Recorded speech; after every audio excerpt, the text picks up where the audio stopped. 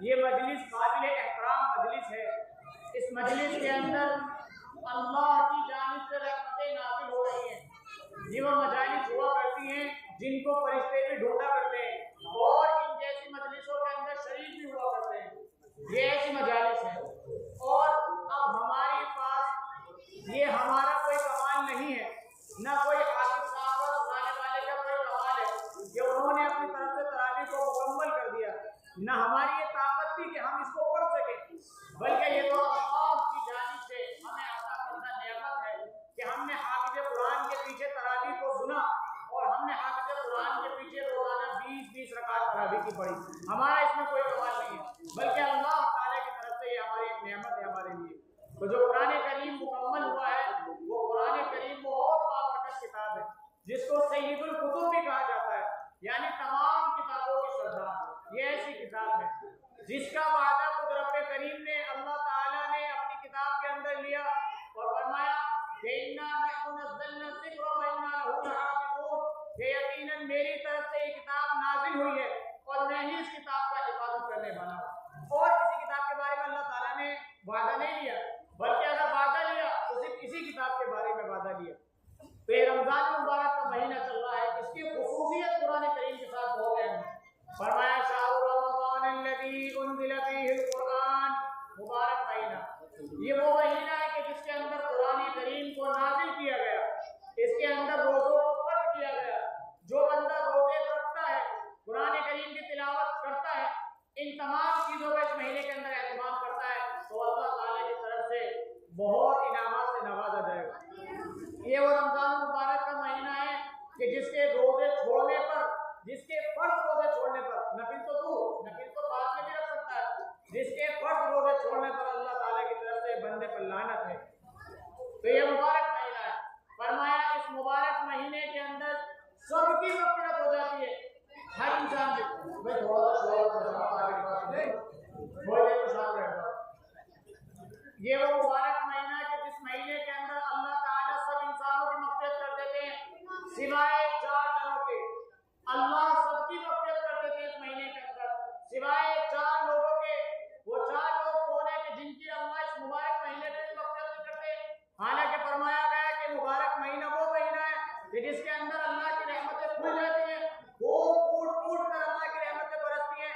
وَغُلِّبَتْ أَبْوَابُ جَهَنَّمَ، اور اللہ تعالیٰ جہنم کے دروازوں کو بند کر دیتے ہیں اور آسمان کے دہانوں کو کھول دیتے ہیں بندے کے اوپر تاکہ اللہ کی رحمتیں بندوں کے اوپر دن رات نازل ہوتی ہیں. یہ وہ مبارک مہینہ ہے اور اس مہینے کے اندر اللہ 4 لوگوں کی پھر بھی مغفرت نہیں فرماتے. 4 لوگوں کی مغفرت نہیں ہو جاتی. سن لو غور سے، 4 لوگ کون ہیں؟ فرمایا ان میں سے سب سے پہلا وہ شخص ہے جو شراب کا عادی ہو، جو شراب کا عادی ہو، جو شخص شراب پیتا رہتا ہو، جس کو شراب کی لت ہو. اللہ تعالیٰ اس مبارک مہینے کے اندر اس شخص کی مغفرت نہیں فرماتے. جو لوگ شراب پی کر بکواس کرتے ہیں، کبھی شراب کے اندر بیوی کو طلاق بھی دے دیتے ہیں، کبھی شراب پی کر نہ جانے کیسے فحشیات الفاظ استعمال بھی کر لیتے ہیں اور اس کا نتیجہ یہ ہوتا ہے کہ وہ اللہ کی رحمت سے، اللہ کے قرب سے دور ہو جاتا ہے. فرمایا اللہ تعالیٰ نے حدیث پاک کے اندر آتا ہے کہ اس مبارک مہینے کے اندر شراب پینے والے کی مغفرت نہیں ہو سکتی. فرمایا وہ دوسرا شخص کون ہے جس کی اس مہینے کے اندر مغفرت نہیں ہو سکتی؟ فرمایا وہ دوسرا شخص وہ ہے جو ماں باپ کا، والدین کا نافرمان ہو، جو والدین کا نافرمان ہو. جو اولاد والدین کی نافرمانی کرنے والی ہوتی ہے اللہ اس کی اس مبارک مہینے کے اندر بھی مغفرت نہیں کر سکتی. فرمایا اس مہینے کے اندر والدین کی اطاعت کو بھی فضیلت حاصل ہو گئی. فرمایا جو لوگ والدین کی اطاعت کرتے ہیں ان کے لیے خوشخبری ہے، اللہ ان کی مغفرت فرما دیتے ہیں. لیکن جو لوگ اپنے والدین کی اطاعت نہیں کرتے، ان کے عبادت سے دور رہتے ہیں، ان کی نافرمانی کرتے ہیں، فرمایا اس مبارک مہینے کے اندر ان کی بخشش نہیں ہوتی. فرمایا اگر اس مبارک مہینے کی فضیلت حاصل کرنی ہو والدین کے سلسلے میں، حضرت اویس قرنی رحمۃ اللہ علیہ کے حدیث شریف کے اندر تذکرہ ملتا ہے. اللہ کے نبی صلی اللہ علیہ وسلم نے حضرت عمر فاروق رضی اللہ تعالیٰ عنہ کو فرمایا کہ عمر، تمہارے زمانے میں، تمہارے دور خلافت میں ایک شخص یمن سے آئے گا جس کا نام اویس ہوگا. وہ سے اپنے لیے دعا کے لیے کہنا، اس سے اپنے لیے دعا کے لیے کہنا. بڑے حیران کن بات ہے. وہ عمر فاروق جس کے بارے میں جناب نبی کریم صلی اللہ علیہ وسلم نے فرمایا کہ لا نبی بعدی، میرے بعد کوئی نبی نہیں ہوگا، اگر میرے بعد کوئی نبی ہوتا تو وہ عمر ہوتا۔ اس شخص سے، اس امیر المؤمنین سے اللہ کے نبی صلی اللہ علیہ وسلم فرما رہے ہیں کہ عمر میرے بعد تمہارے دور خلافت میں ایک ایسا شخص آئے گا کہ اس سے اپنے لیے دعا کے لیے کہنا۔ فرمایا حضرت عمر فاروق رضی اللہ تعالیٰ عنہ کے دور میں جب حضرت عمر فاروق رضی اللہ تعالیٰ عنہ نے اویس قرنی رحمۃ اللہ علیہ کے بارے میں پوچھ تاچھ شروع کری، تقریباً جب آپ کے آخری حج چل رہے تھے، ان حج سے پہلے آپ نے حضرت اویس قرنی کے بارے میں معلوم کیا کہ یمن کا ایک شخص کون ہے، اس شخص کے بارے میں معلوم کیا۔ فرمایا ان کے چاچا اویس قرنی رحمۃ اللہ علیہ کے چاچا وہاں ملے، ان سے ملاقات ہوئی۔ فرمایا کہ اویس قرنی کہاں ہیں؟ فرمایا کہ وہ عرفات کے میدان میں بکریوں کو چرا رہے ہیں۔ فرمایا ان سے ملاقات کے لیے جانا ہے۔ حضرت عمر فاروق رضی اللہ تعالیٰ عنہ نے حضرت علی رضی اللہ تعالیٰ عنہ کو اپنے ساتھ لیا اور عرفات کے میدان چلے گئے۔ وہاں دیکھا کہ اویس قرنی رحمۃ اللہ علیہ اپنی نفل نمازوں کے اندر اپنی نفل نماز پڑھ رہے تھے، آپ بیٹھ گئے اور حضرت اویس قرنی رحمۃ اللہ علیہ نے جب دیکھا کہ مہمان بیٹھے ہیں، کوئی بیٹھا ہے، تو اپنی نماز کو مختصر کر دیا اور معلوم کیا کہ کون ہو بھائی، کہاں سے آئے ہو؟ تو معلوم کرنے پر کچھ دیر کے بعد حضرت علی رضی اللہ تعالیٰ عنہ نے فرمایا کہ یہ حضرت عمر فاروق ہیں، امیر المؤمنین ہیں۔ کیا فرمایا؟ امیر المؤمنین ہے۔ فرمایا کہ مجھ سے غلطی ہو گئی، میں جاننے میں پہچاننے میں حضرت عمر فاروق کا موجود تھے۔ حضرت عمر فاروق نے فرمایا کہ ویسے کرنی میرے لیے دعا کرنا، اللہ سے ہمارے لیے دعا کرنا۔ فرمایا کہ امیر المؤمنین، بڑا تعجب ہوا، ایک امیر المؤمنین مجھ سے دعاؤں کے لیے کہہ رہا ہے۔ فرمایا ہاں، کہ اللہ کے نبی صلی اللہ علیہ وسلم نے فرمایا تھا کہ اگر میرے بعد آپ کے دور خلافت میں ایک ایسا شخص آئے گا کہ اس سے اپنے لیے دعا کے لیے کہنا۔ فرمایا میں اللہ کے نبی کی وجہ سے آپ سے دعا کے لیے کہہ رہا ہوں۔ فرمایا وہ کون سا تمہارا عمل ہے، وہ کون سا عمل ہے کہ جس کی وجہ سے؟ فرمایا اویس قرنی رضی اللہ تعالیٰ رحمۃ اللہ علیہ کے سلسلے میں آتا ہے کہ والدہ کی والدین کی خدمت میں اتنے بزی رہتے تھے کہ اللہ تبارک و تعالیٰ نے ان کو وہ مقام عطا کیا کہ اللہ کے رسول صلی اللہ علیہ وسلم نے ان کے لیے دعا کے لیے کہنے کے لیے امیر المؤمنین حضرت عمر فاروق کو فرمایا کہ اویس قرنی سے گھٹنے کے لیے دعا کے لیے کہنا۔ فرمایا یہ اس لیے تھا تاکہ لوگوں کو معلوم ہو جائے کہ والدین کی فضیلت کیا ہے، اسی لیے حضرت حضور صلی اللہ علیہ وسلم نے آپ کو ارشاد فرمایا کہ ان سے دعا کے لیے کہنا۔ فرمایا کہ تیسرا کون شخص ہے جس کی رمضان مبارک کے مہینے میں بھی بخشش نہیں ہوتی؟ فرمایا وہ تیسرا شخص وہ شخص ہے جو اپنے قریبی رشتہ داروں سے تعلقات خراب کرنے والا ہے، جو اپنے رشتہ داروں سے قریبی رشتہ داروں سے تعلق کو خراب کرنے والا ہوتا ہے، جو رشتہ داری توڑنے والا ہوتا ہے، اس شخص کی رمضان مبارک کے اندر بھی بخشش نہیں ہوتی۔ بہت سارے ہمارے حضرات بھائی ایسے ہیں جو چھوٹی چھوٹی سی باتوں پر دوسروں سے، اپنے بھائی سے، بہن سے، ماما سے، تاج سے، چاچا سے چھوٹی چھوٹی باتوں پر ناراض ہو کے بیٹھ جاتے ہیں، اور رمضان مبارک کا اتنا مبارک مہینہ آتا ہے اس کے اندر بھی اپنی صلہ رحمی کا معاملہ نہیں کرتے، تعلقات کو بنانے کی کوشش نہیں کرتے، دل کے اندر نفرت لیے بیٹھے ہیں۔ جو لوگ دل کے اندر اس طرح نفرت لیے بیٹھے ہوتے ہیں اور آگے چل کر ان کا ارادہ نہیں ہوتا کہ ہم رشتہ داری کو بڑھائیں، رشتہ داری کو جوڑیں، چھوٹے پن کر ان کے سامنے جھک جائیں۔ فرمایا حدیث شریف کے اندر آتا ہے کہ ایسے لوگوں کی بھی رمضان مبارک کے اندر مغفرت نہیں ہوتی۔ اسی لیے میرے عزیزو، اگر آپ کو بخشش کرانی ہے، اور یقیناً ہر شخص، میں امید کرتا ہوں اس بات کی کہ اس مبارک مہینے میں اپنی بخشش کا طالب ہوگا، یقیناً ہر شخص چاہتا ہے کہ قیامت کے دن کوئی رسوا نہ ہو، تو یقیناً ہر شخص چاہے گا کہ میری اس مبارک مہینے میں بخشش ہو جائے۔ تو یاد رکھ لو، شراب کی عادت چھڑا لو، اگر کسی کی ہو تو وہ بخشش ہو جائے گی۔ والدین کا نافرمان ہو تو والدین کی نافرمانی سے توبہ کر لے، ان کے اطاعت میں لگ جائے، اس کی بخشش ہو جائے گی۔ فرمایا اگر کسی سے رشتہ داری توڑ رکھی ہو تو رشتہ داری کو قائم کرنے کی کوشش کر لے، اس کی بخشش ہو جائے گی۔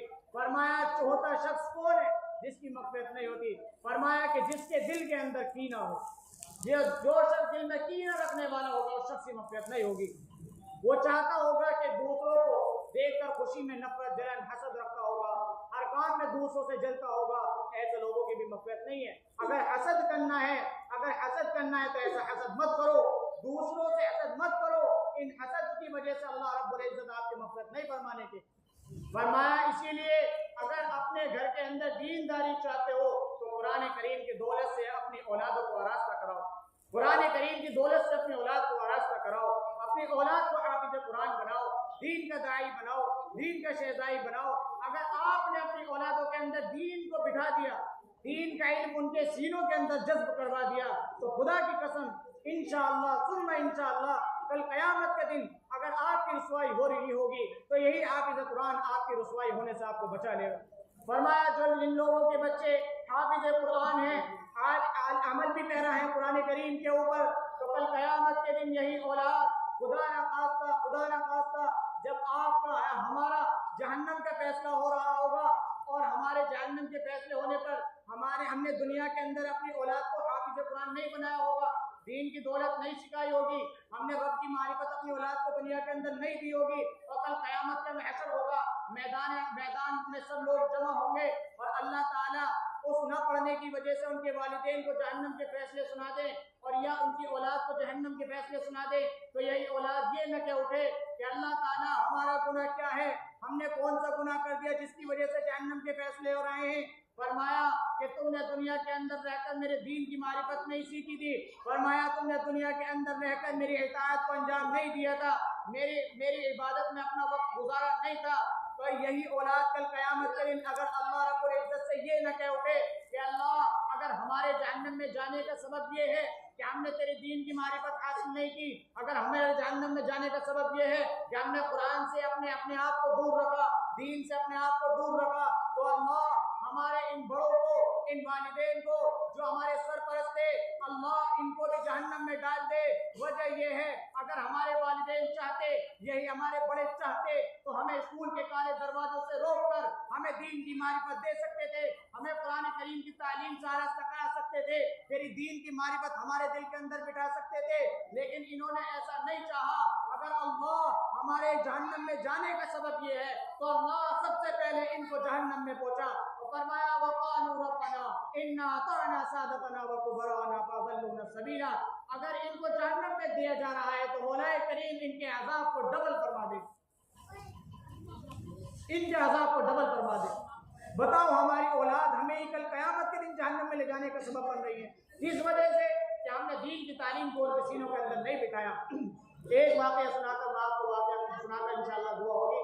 فرمایا جو دین کی تعلیم اپنے دل کے اندر لیے بیٹھا ہو اور اللہ تعالیٰ کو اس کی ادا پسند آ جائے تو کل قیامت کے دن ہو سکتا ہے کہ اللہ تمہاری اس بنا پر مغفرت کر دے۔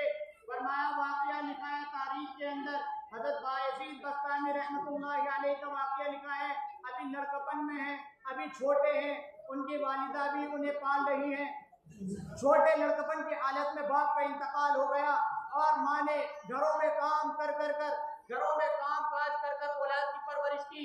ذرا حضرت بایزید بستامی رحمۃ اللہ علیہ تھوڑے سے بڑے ہو گئے، والدہ نے غور کیا کہ اولاد بڑی ہو رہی ہے، دیکھا کہ رستوں میں کھیلنے لگا، کہیں میری یہ اولاد ہاتھ سے نہ نکل جائے۔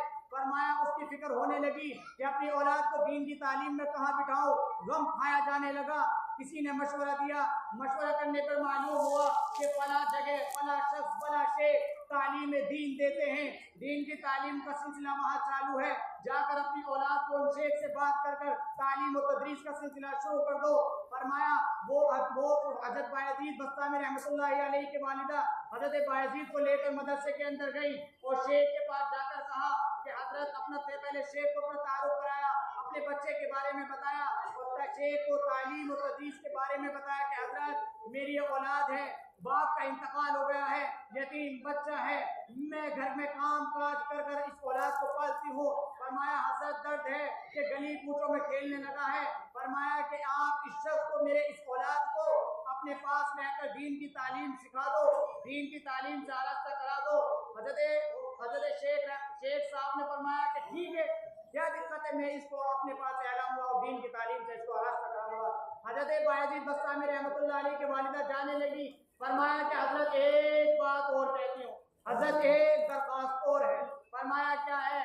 فرمایا حضرت چھوٹا ہے، ماں کی یاد آئے گی، ماں کے یاد کے سلسلے میں روئے گا، چھٹی مانگے گا، حضرت ایک درخواست ہے کہ آپ میری اس اولاد کو چھٹی مت دینا، حضرت اولاد کو چھٹی مت دینا۔ کیوں؟ کیونکہ اسے میری یاد آئے گی اور جب سے آپ چھٹی دے دیں گے اور یہ گھر پر آئے گا تو پھر اس کے جو ذہن کے اندر وہ دین کی تعلیم کا سلسلہ جاری ہے وہ چھوٹ جائے گا، نہ جانے دماغ کے اندر کیا بن جائے۔ فرمایا حضرت شیخ टेंशन में हो गए कि भाई ये क्या बात है। ऐसी माएँ आज भी मौजूद है कि जिनके दिलों के अंदर दीन की तड़प, दीन का ताल्लुक आज भी कायम है। फरमाया कि ठीक है, मैं वादा करता हूँ आपकी बात पर अमल होगा। वालिदा छोड़कर चली गई। आप कुछ महीनों के बाद सब्र के साथ मदरसे के अंदर हजरत बायजीद बस्तामी रहमतुल्लाह अलैह दीन की तालीम का सिलसिला भी जारी है और रुके रहे। फरमाया कुछ महीनों के बाद हजरत बायजीद बस्तामी रहमतुल्लाह अलैह को वालिदा की याद आ गई। बचपन का ज़माना है, वालिदा की याद आ गई। हजरत शेख के पास गए कि हजरत वालिदा की बहुत याद आ रही है, हजरत वालिदा की याद आ रही है, छुट्टी चाहिए। हजरत ने फरमाया कि हजरत सोच रहे कि वालिदा से मैंने वादा किया हुआ है छुट्टी नहीं देनी। वालिदा के जहन में था और कहकर भी गई थी कि हजरत कुछ बनाकर भेजना, मेरी औलाद को वलीउल्लाह बनाकर भेजना, मुत्तकी बनाकर भेजना। शेख को वादा याद आ गया कि वालिदा से वादा है छुट्टी नहीं देनी है, कुछ बनाकर भेजना है। पर देखा कि हजरत ने बच्चे की तरफ देखा कि लड़कपन की हालत है, वालिदा की याद तो आनी है, अभी छोटा है, कि सोचा कि ठीक है। हजरत ने अल्लाह से दुआ की, अल्लाह मैं इस बच्चे को छुट्टी किस तरह दूं, कैसे करूं। अगर छुट्टी देता हूं तो वालिदा का वादा टूट जाता है, छुट्टी नहीं देता हूं तो बच्चे का दिल टूट जाता है। अल्लाह से दुआ करी शेख साहब ने, अल्लाह से दुआ करी। अल्लाह ने हजरत शेख के सामने दिल में एक बात डाली, एक तरकीब डाली। फरमाया कि ठीक है, मैं आज तुम्हें एक सबक देता हूँ और जितना सबक देता हूँ शाम में मुझे याद करके सुना दो, मैं तुम्हारी छुट्टी कर दूंगा। जाहिर सी बात है, तरकीब है। तरकीब यानी पिछले सबक के ज़माने, पिछले सबक के मुकाबले में आज सबक ज़्यादा दे दिया। हजरत शेख साहब ने सबक ज़्यादा दे दिया और फरमाया कि ठीक है, ये सबक याद कर लो, तुम्हारी छुट्टी हो जाएगी। हजरत बायजीद बस्तामी रहमतुल्लाह अलैह सबक लेकर चले गए और देखा कि सबक तो बहुत ज़्यादा है, अगर याद करूँगा तो याद नहीं हो सकता और छुट्टी भी नहीं हो सकती। हजरत शेख साहब कहने, हजरत बायजीद बस्तामी फरमाते हैं कि हजरत शेख को क्या मालूम, वो तो देखते हैं कि मैं रात को तकिए पे सर रखकर सो जाता हूँ, हालांकि मैं रात को वालिदा की याद में तड़प तड़प कर रोता हूँ। हजरत बायजीद बस्तामी रहमतुल्लाह ने सोचा कि सबक याद नहीं हो सकता और सबक मुझे अभी सुनाना है। बायजीद बस्तामी रहमतुल्लाह अलैह ने उस किताब को उठाया और किताब उठाने के बाद रहल पर रखी और रहल पर उठाकर अल्लाह के सामने हाथ उठाकर बैठ गए और अल्लाह से मुनाजात करने लगे, अल्लाह से दुआएं करने लगे कि अल्लाह मैंने अपनी वालिदा से सुना है कि तू हर मुसीबत में काम आने वाला है। अल्लाह मैंने सुना है कि तेरी कुदरत बड़ी है। अल्लाह मैंने सुना है, अपने बड़ों से सुना है, मेरे शेख साहब कहते हैं कि तू हर आजाद का पूरा करने वाला है, तू हर मुश्किल में काम आने वाला है। ए अल्लाह तू अपनी कुदरत का नजारा दिखा दे, अल्लाह अपनी कुदरत से इस सबक को याद करा दे। बायजीद बस्तामी रहमतुल्लाह अलैह अल्लाह से दुआ कर रहे हैं और अल्लाह पर यकीन के साथ दुआ कर रहे हैं कि अल्लाह मेरी वालिदा कहा करती थी कि अगर तुझसे कुछ चीज मांगे जाए तो तू अता करता है। अल्लाह से इस यकीन के साथ बायजीद बस्तामी रहमतुल्लाह अलैह दुआ मांगी। उसका असर ये हुआ कि शेख साहब के पास गए सबक सुनाने के लिए, शेख साहब के पास बैठे और जो सबक हजरत ने दिया था, आओ फिलहाल ऐसा सबक सुनाया, ऐसा सबक सुनाया कि कहीं अटक और हल्दी का नाम निशान भी नहीं। हजरत शेख साहब समझ गए कि भाई माजरा कुछ और है, मैंने तो सबक ज्यादा दिया था। शेख साहब समझ गए कि माजरा कुछ और है, यानी वलीउल्लाह की सीढ़ी पर कदम रख चुके हैं। हजरत बायजीद बस्तामी रहमतुल्लाह अलैह को शेख साहब ने छुट्टी दे दी कि जाओ, वादा था कि भाई सबक सुना दोगे तो छुट्टी है। हजरत शेख साहब ने बायजीद बस्तामी रहमतुल्लाह अलैह को छुट्टी दे दी और छुट्टी देने के बाद बायजीद बस्तामी रहमतुल्लाह अलैह बहुत खुश हुए। अभी छोटे हैं, छोटे होने की हालत में वालिदा की याद आ रही थी। हजरत शेख साहब का हाथ छुआ, हाथ छूने के बाद सर पे हाथ रखवाया और हाथ रखवाने के बाद उस गली की तरफ चल दिए जिस गली से हजरत का घर पड़ता है। हजरत खूब खेलते कूदते, जिस तरह बच्चे को एक माँ से मोहब्बत होती है, इसी तरह हजरत बायजीद बस्तामी रहमतुल्लाह अलैह अपने वालिदा से मिलने के इश्तियाक में इतने जुनून के साथ घर की तरफ रवाना हुए और खेलते कूदते जा रहे हैं। गेट पर गए और गेट पर जाने के बाद कुंडी खड़खड़ाई कि अम्मा, अम्मा कुंडी खोल, अम्मा कुंडी खोल। फरमाया कौन है? फरमाया अम्मा तेरा बायजीद है। फरमाया कि कौन बायजीद? फरमाया अम्मा तेरा बायजीद है। फरमाया कि मेरा बायजीद नहीं आ सकता, मेरा बायजीद अभी नहीं आ सकता। फरमाया मेरा बायजीद तो जब आएगा जब वो विलायत की सीढ़ियों को पूरा कर लेगा। फरमाया मेरा बायजीद तो तब आएगा जब वो वलीउल्लाह बन जाएगा। हजरत बायजीद बस्तामी रहमतुल्लाह अलैह खड़े के खड़े रह गए। हजरत बायजीद के आंसू आ गए और खूब रोने लगे। हजरत बायजीद बस्तामी के लिए गेट नहीं खोले गए, ये माँ है یہ ماں ہے، یہ وہ ماں ہے جو 70 ماں جو اتنی اپنے اولاد سے محبت کرتی ہے کہ اس کو تڑپتا ہوا نہیں دیکھ سکتی، لیکن دین کی خاطر اس اولاد کو روانہ پھر سے کر دیا۔ اس کو معلوم نہیں تھا کہ گیٹ پر بایزید کھڑا ہے، ماں کو معلوم نہیں تھا، معلوم تھا کہ بایزید کھڑا ہے، پھر بھی کہہ دیا کہ کون بایزید؟ میرا بایزید تو وہ ہے جو تعلیم و تدریس کا سلسلہ مکمل کر کے میرے گھر پر آئے گا۔ حضرت بایزید بستامی رحمۃ اللہ علیہ آئے گھر، آنکھوں میں آنسو لیے، اسی گلی سے جس گلی سے آئے تھے اسی گلی سے چلے گئے، اسی گلی سے جا کر مدرسے کی طرف پہنچ گئے۔ حضرت شیخ صاحب کے پاس آئے، نیچی نگاہیں، نیچے آنسو ہیں، نیچے منہ کر رکھا ہے۔ حضرت شیخ صاحب نے کہا کہ کیا ہو گیا، کیا ہوا، کس طرح رو رہے ہو؟ آپ چہرہ اوپر اٹھایا اور دیکھا کہ بایزید بستامی رحمۃ اللہ علیہ کے آنسو ابھر رہے ہیں، آنسو نکل رہے ہیں۔ حضرت شیخ صاحب نے اپنے پگڑی کے کنارے سے حضرت بایزید بستامی رحمۃ اللہ علیہ کے آنسو کو صفا کیا، اور صفا کرنے کے بعد معلوم کیا کہ کیا ماجرا ہے۔ حضرت بایزید نے فرمایا کہ حضرت شیخ صاحب استاد جی، میں اپنی والدہ کے پاس گیا تھا، بڑے اطمینان بڑے اشتیاق کے ساتھ والدہ کے پاس گیا تھا، تو والدہ نے گھر پر جا کر میں نے گیٹ کھٹکھٹایا اور والدہ نے گھر پہ میں نے کہا بھی تھا کہ بایزید ہوں، فرمایا کہ کون بایزید؟ مجھے گھر سے یہ جواب ملا۔ شیخ صاحب سمجھ گئے تھے اور فرمایا کہ حضرت بایزید بستامی رحمۃ اللہ علیہ نے فرمایا کہ حضرت اب چھٹی لے کر نہیں جاؤں گا، بلکہ اب جب ہی جاؤں گا جیسے میری والدہ کا یقین تھا اسی طرح بن کر جاؤں گا۔ حضرت شیخ صاحب رحمۃ اللہ علیہ نے بھی جبھی تھام لیا اور فرمایا کہ حضرت شیخ صاحب ایک دعا میری والدہ کے لیے کر دیجیے گا، حضرت ایک دعا میری والدہ کے لیے کر دیجیے گا۔ فرمایا کیا؟ فرمایا کہ میری والدہ بہت بیمار ہیں، میں چاہتا ہوں کہ جیسا ان کا منشا ہے، جیسا وہ مجھ سے بنانا چاہتی ہیں، میں اسی طرح ان کے سامنے بن کر جاؤں، ایسا نہ ہو کہ یہ گلشن چراغ بجھ جائے۔ حضرت میری والدہ کے لیے دعا کرتے رہنا کہ اللہ ان کو صحت دے، اللہ ان کو عافیت دے، اور جب میں کچھ بن کر ان کے سامنے جاؤں جب وہ میرے سامنے صحیح سلامت ہے۔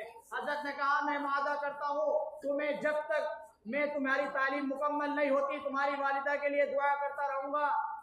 تاریخ گواہ ہے، تاریخ گواہ ہے 16 سال بعد حضرت شیخ صاحب رحمۃ اللہ علیہ، حضرت بایزید بستامی رحمۃ اللہ علیہ کے جب تعلیم و تدریس کا سلسلہ مکمل ہوتا ہے، حضرت شیخ جو حضرت بایزید بستامی کے استاد سے ایک مرتبہ جناب نبی کریم صلی اللہ علیہ وسلم کی زیارت حضرت شیخ صاحب کو ہوئی اور فرمایا کہ تمہارے پاس جو یہ بایزید ہے یہ جوان لڑکا ہے۔ اس وقت حضرت بایزید بستامی رحمۃ اللہ علیہ کی عمر 22-23 سال کی ہو چکی تھی۔ حضور صلی اللہ علیہ وسلم خواب میں حضرت شیخ صاحب کے آئے اور فرمایا کہ جو بایزید بستامی تمہارے پیچھے پردے کمرے میں ہے، اسے کہہ دو اسے ولایت کا جھنڈا مل چکا ہے، اللہ کی طرف سے اسے ولایت کا پورا مقام حاصل ہو چکا ہے۔ حضرت شیخ صاحب کی آنکھ کھل گئی، حضرت شیخ صاحب پلے کمرے میں گئے اور حضرت بایزید بستامی کو دیکھا کہ ابھی نماز میں بزی ہیں، ابھی نماز پڑھ رہے ہیں۔ تو جب نماز مکمل ہو گئی اپنا وضو کر کے حضرت بایزید بستامی کے پاس گئے اور حضرت بایزید بستامی سے کہا کہ جا آج خوشی خوشی جا، آج تیرا یہاں سے جو سبق تھا مکمل ہو گیا۔ اپنے گلے لگایا، سر پر ہاتھ رکھا اور بایزید بستامی رحمۃ اللہ علیہ نے حضرت کا بوسہ لیا اور حضرت شیخ صاحب نے استاد جی نے اپنا سر کا امامہ حضرت بایزید بستامی رحمۃ اللہ علیہ کے سر پر رکھا اور حضرت کو گھر روانہ کر دیا۔ حضرت بایزید بستامی رحمۃ اللہ علیہ آج 22 سال آج یعنی مدرسے کی 16 سالہ زندگی کے بعد جب ماں نے گیٹ پہ سے بھگا دیا واپس کر دیا تھا، اس زمانے سے لے کر 16 سال کے بعد اپنی والدہ کے پاس آج پھر جا رہے ہیں، اسی گلی سے جا رہے ہیں جس گلی سے 16 سال پہلے گئے تھے، اسی دروازے پر جا کر کنڈی کھٹکھٹائی اور کہا کہ امی جان، اندر سے آواز آئی کوٹ کہ کہا امی جان بایزید بستامی ہوں۔ ابا نے گیٹ کھولا اور گیٹ کھولنے کے بعد سینے سے لگایا، خوش ہوئی اور حضرت بایزید بستامی رحمۃ اللہ علیہ پیروں میں گرنے لگے۔ ابا نے اٹھایا، بٹھایا، سینے سے لگایا، چمٹایا اور چمٹانے کے بعد کہا کہ بیٹا آج تو وہ ولایت کا مقام حاصل کر کے آ چکا ہے، آج 2 رکعت نماز میں پڑھ لوں۔ اور پھٹی پرانی بوریا بسترا اپنا مصلی کی جگہ بچھائی اور اللہ سے 2 رکعت نماز پڑھ کر شکر ادا کیا کہ اللہ میرے شکر کو ادا کر لے، جو میں چاہتی تھی، جو میں نے تجھ سے مانگا تھا، جو میں اپنے بیٹے کو دیکھنا چاہتی تھی، آج وہ مقام میرے بیٹے کو حاصل ہو چکا ہے، اللہ میرے شکر کو ادا کر لے۔ بیٹے کو سینے سے لگا کر فریاد کی۔ میرے عزیزو، اس واقعے سے معلوم ہوتا ہے کہ ہمارے گھر کے اندر اگر دینی تعلیم پیدا ہوگی، ہمارے سینوں کے اندر دینی جذبہ معلوم ہوگا، دینی جذبہ ہوگا، اپنی اولاد کو پڑھانے لکھانے کا ہوگا تو ہماری اولاد بھی کامیاب ہوگی۔ اگر ہمارے سینوں کے اندر اپنی اولاد کو پڑھانے کا جذبہ نہیں ہوگا تو ہماری دنیا بھی بیکار اور آخرت بھی بیکار۔ اسی لیے اللہ تبارک و تعالیٰ سے ہر والدین کو دعا کرنی چاہیے کہ وہ اپنی اولاد کو حافظ قرآن بنائے، حافظ قرآن بنانے کے ساتھ ساتھ عالم دین بھی بنائے۔ کوئی آپ کو نہیں روکتا کہ آپ دینی دنیاوی تعلیم مت دیں، آپ اپنی اولاد کو انٹر کرائیں، بی اے کرائیں، بی ایڈ کرائیں، لیکن دینی تعلیم ضرور دیں، دینی تعلیم ضرور دیں۔ یہ میں پھر کہہ رہا تھا کہ آپ نے جن حافظ صاحب کے پیچھے قرآن کریم کو پڑھا ہے وہ حافظ قرآن رب کی کتاب کو اپنے دل کے اندر، اپنے سینے کے اندر سمائے ہوئے، اس کا ادب ہے، اس کا احترام ہے۔ اگر ہم خود حافظ قرآن نہیں ہیں بلکہ حافظ قرآن بنانا چاہتے ہیں، نہیں بنی تو آپ ایک کام کر لیجیے، آپ حافظ قرآن سے محبت کر لیجیے، اللہ آپ کو اس پر بھی ہو سکتا ہے اللہ آپ کی اس پر بھی مغفرت کر دے، کیونکہ آپ اس وجہ سے اس سے محبت کر رہے ہیں، کیونکہ آپ اس وجہ سے محبت کر رہے ہیں اس کے سینے کے اندر میرا رب کا کلام ہے۔ آپ جس طرح بھی محبت کرنا چاہیں حافظ قرآن سے محبت کر سکتے ہیں۔ تو اسی لیے حافظ قرآن سے محبت کرنی چاہیے اور اپنی اولاد کو حفظ قرآن پڑھانے کی، پڑھنے کی اور عمل کرانے کی کوشش بھی کرنی چاہیے۔ اللہ تعالی ہم سب کو عمل کی اور کہیں بھی بات کرنے کی توفیق عطا فرمائے۔ تھوڑا سا بیان